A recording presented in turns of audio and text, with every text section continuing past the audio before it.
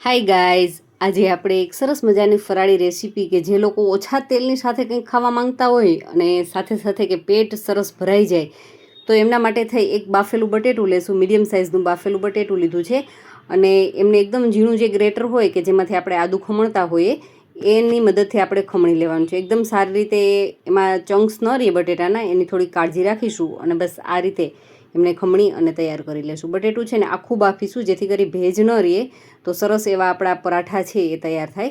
હવે એમની અંદર આપણે સ્વાદ અનુસાર નિમક એડ કરી દઈશું.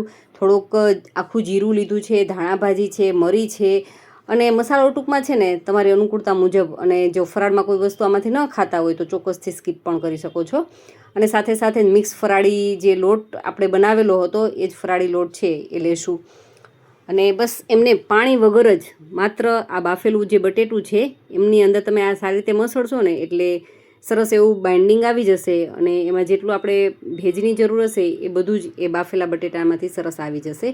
હવે એમને આપણે થોડુંક અડધી ચમચી જેટલું તેલ નાખી અને 2 મિનિટ માટે આ રીતે મસળી લેશું. કોઈ મોટો પાર્ટ રહી ગયો બટેટાનો તો એકદમ સરસ એ મિક્સ થઈ જાય અને આપણો લોટ છે સરસ એવો સ્મૂથ થઈ જશે. રેસ્ટ માટે 4 થી 5 મિનિટ રહેવા દેશું અને ત્યારબાદ આપણે એમને વણી લેવાનું છે.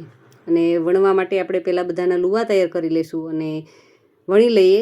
જેટલું આપણાથી પાતળી થાય એટલી રોટલી તૈયાર કરી લઈએ. જો તમારે આમને રોટલીના ફોર્મમાં જ ખાવી હોય તો પણ ચોક્કસથી ખાઈ શકો છો. ખૂબ જ સારો ટેસ્ટ આવે છે. અને જો તમે આમના પરાઠા કરવા માંગતા હોય, ઘણી વખત મેં ઘણા પાસેથી સાંભળ્યું છે કે આલુ પરાઠા છે ને બનાવવા મુશ્કેલ છે, ફાટી જાય છે, તૂટી જાય છે, ખુલી જાય છે, પાટલી વેલણ છે વધારે ખરાબ થઈ જાય છે, તો આ એમનું બેસ્ટ સોલ્યુશન. આલુ પરાઠાનો ટેસ્ટ પણ સરસ એવો આવશે અને સાથે સાથે કંઈ પણ ખરાબ નહીં થાય.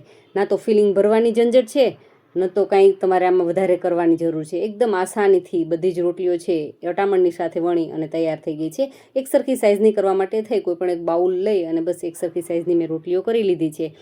હવે આપણે એમને લોખંડની લોઢીની અંદર શેકી લેશું.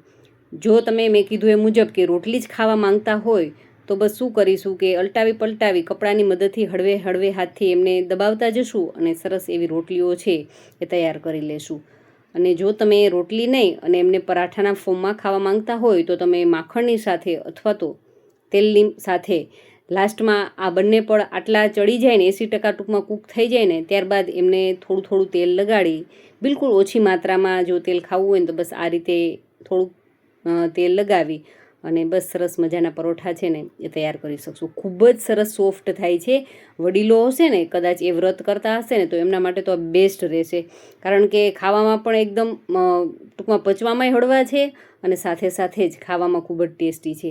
તો આ રીતે આપણે બધા પરાઠા છે એ બનાવી લેશું. ગેસની ફ્લેમ છે તમે મીડિયમ ટુ લો તમારી અનુકૂળતા મુજબ અને ગેસની ફ્લેમ ઉપર ડિપેન્ડેડ રહેશે. કે પરોઠા બનાવતા કાંઈ વાર નહીં લાગે હો. 10 મિનિટની અંદર તો સરસ મજાના પરોઠા છે ને 10 થી 12 નંગ તો આસાનીથી તમે તૈયાર કરી શકશો.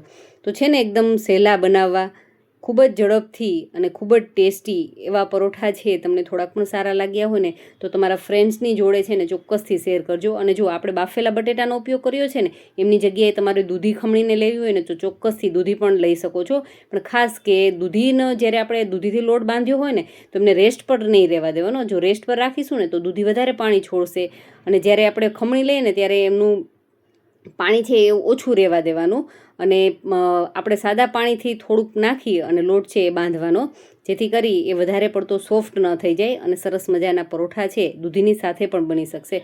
જો તમારે એમનો વિડીયો જોવો હોય ને તો મને ચોક્કસથી સજેસ્ટ કરી શકો છો. તો નેક્સ્ટ ટાઈમ આપણે એમનો વિડીયો પણ શેર કરીશું. તો આપણા બધા જ પરોઠા છે એ બની અને તૈયાર થઈ ગયા છે. બતાવું તમને કેટલા સોફ્ટ થયા છે. જોઈ શકો છો કે ખૂબ જ સરસ એવા સોફ્ટ, કે એકદમ હળવે હાથથી આપણે અડીશું ને તો પણ સરસ એવા એમના ટુકડા આસાનીથી થઈ જાય એવા સરસ મજાના પરોઠા બની અને રેડી થઈ ગયા છે. તો વિડીયો ગમે તો વિડીયોને લાઇક કરી લેજો અને ચેનલને હજુ સુધી સબસ્ક્રાઈબ કરવાની બાકી હોય તો ચેનલને ચોક્કસથી સબસ્ક્રાઈબ કરી લેજો. Thank you for watching this videos.